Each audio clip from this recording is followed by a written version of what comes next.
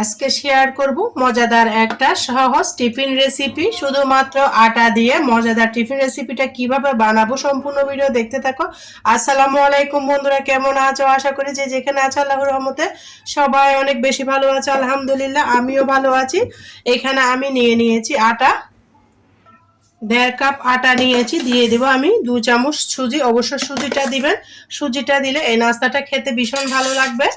দিয়ে আমি সুন্দর করে আটা আর সুজিটা মিশিয়ে নেব। আর বন্ধুরা একটা লাইক দিয়ে সম্পূর্ণ ভিডিও দেখতে থাকো, ভিডিওটা স্কিপ করবে না, স্কিপ করলে বুঝতেই পারবে না কিভাবে আমি সহজ রেসিপিটা বানিয়েছি।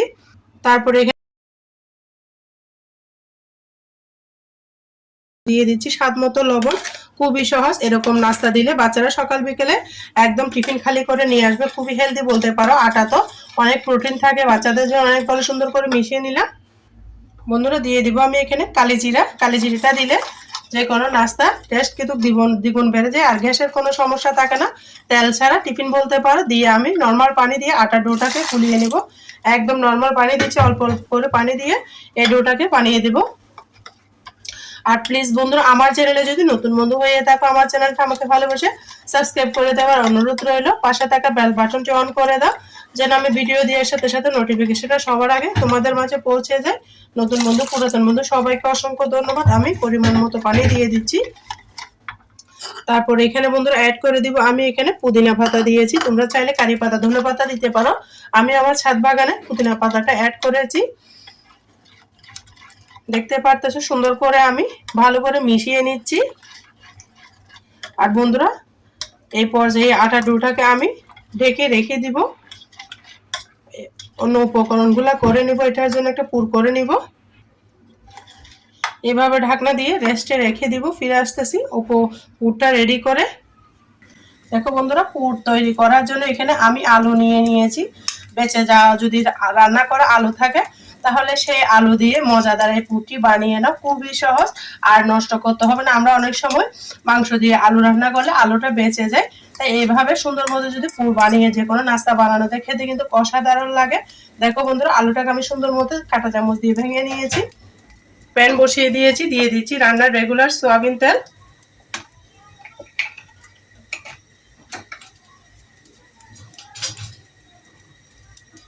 একদম সহজে দেখাবো যে কেউ কিন্তু এই নাস্তাটা বানিয়ে নিতে পারবে। তেলটাকে আমি চারপাশে সরিয়ে দিচ্ছি, দেখতে পারতেছো।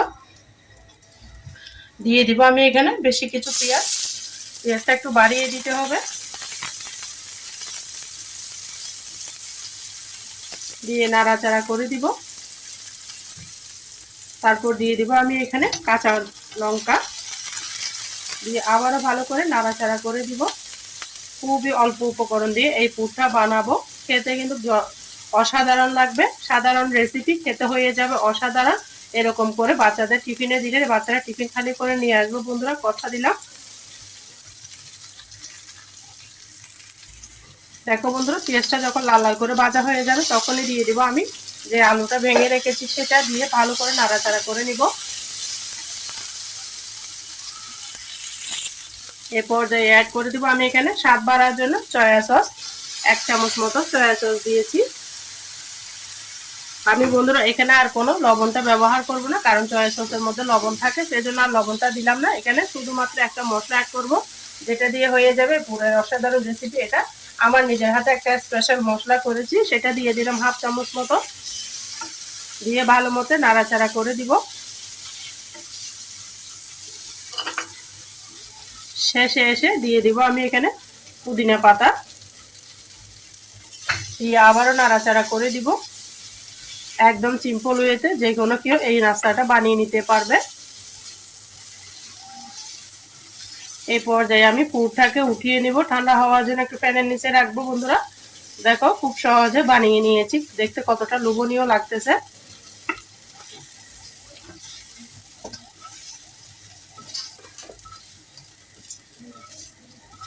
দেখো বন্ধুরা, পুরটাকে আমি উঠিয়ে নিলাম, প্লেটের মধ্যে ছড়িয়ে দিচ্ছি।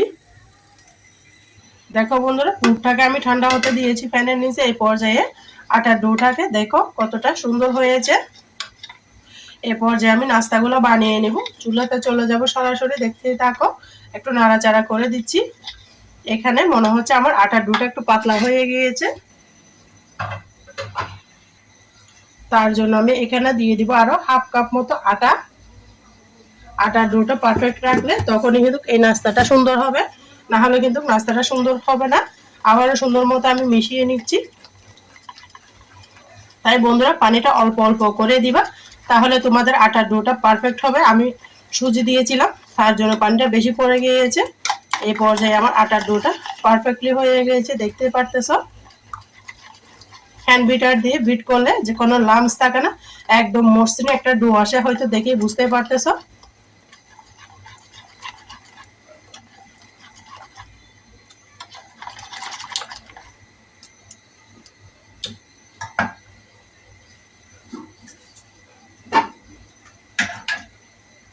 দেখো বন্ধুরা আটার ডোটা কেমন হয়েছে, দেখে হয়তো বুঝতে পারতেছো একটা মোটা লেয়ার বসেছে।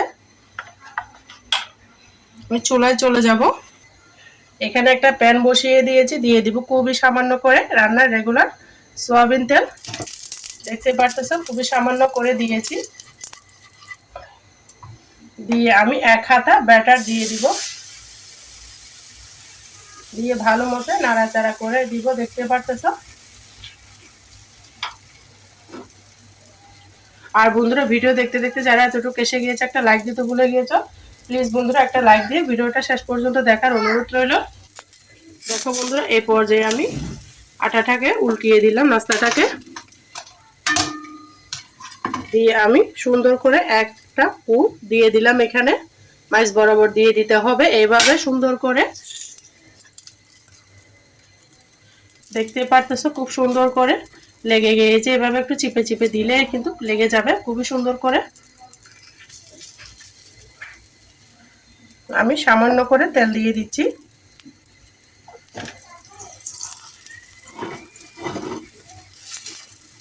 দিয়ে একটু উল্টিয়ে পাল্টিয়ে ভেজে নিব।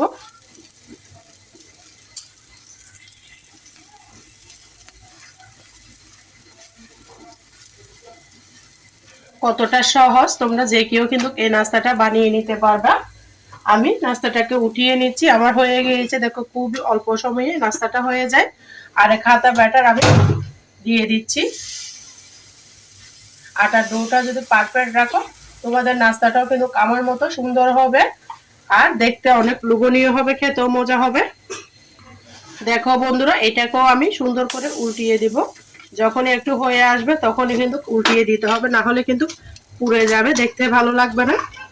আর 1 চামচ পুর আমি এটার মধ্যে দিয়ে দিচ্ছি, পুর দিলে খেতে অনেক মজা লাগবে। এই পর্যায়ে বন্ধুরা এখানে তোমরা চাইলে এভাবে খুব সামান্য করে একটু ব্যাটার দিয়ে দিতে পারো, তাহলে একদম টাইট করে লেগে যাবে। আমিও দিয়ে দিয়েছি তোমাদের সুবিধার্থে। দেখো বন্ধুরা চিপে চিপে করে দিয়ে দিচ্ছি, অল্প তেল দিয়ে বলতে পারো, তেল ছাড়া নাস্তা খুবই সহজ উপায়ে দেখাচ্ছি। আশা করি তোমাদের অনেক বেশি ভালো লাগতেছে। ভালো লাগলে ফ্রেন্ডস এবং ফ্যামিলির মাঝে আমার নাস্তাটা শেয়ার করে দেওয়ার অনুরোধ রইল। আর যারা আমার চ্যানেলে নতুন ভিজিট করেছো প্লিজ বন্ধুরা আমাকে ভালোবেসে আমার চ্যানেলটাকে সাবস্ক্রাইব করে দেবার অনুরোধ রইল। পাশে থাকা বেল বাটনটি অন করে দাও, যেন আমি ভিডিও দেওয়ার সাথে সাথে নোটিফিকেশনটা সবার আগে তোমাদের মাঝে পৌঁছে যায়। নতুন বন্ধু পুরাতন বন্ধু সবাইকে অসংখ্য ধন্যবাদ। দেখো বন্ধুরা এই নাস্তাটাও আমি উঠিয়ে নিচ্ছি, কতটা সুন্দর লাগতেছে। আরেকটা নাস্তা তোমাদেরকে দেখিয়ে দিচ্ছি।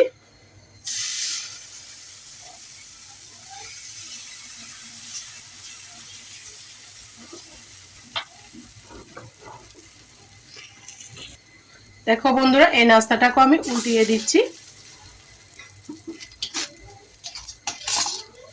আবারও পুর দিয়ে দিলাম।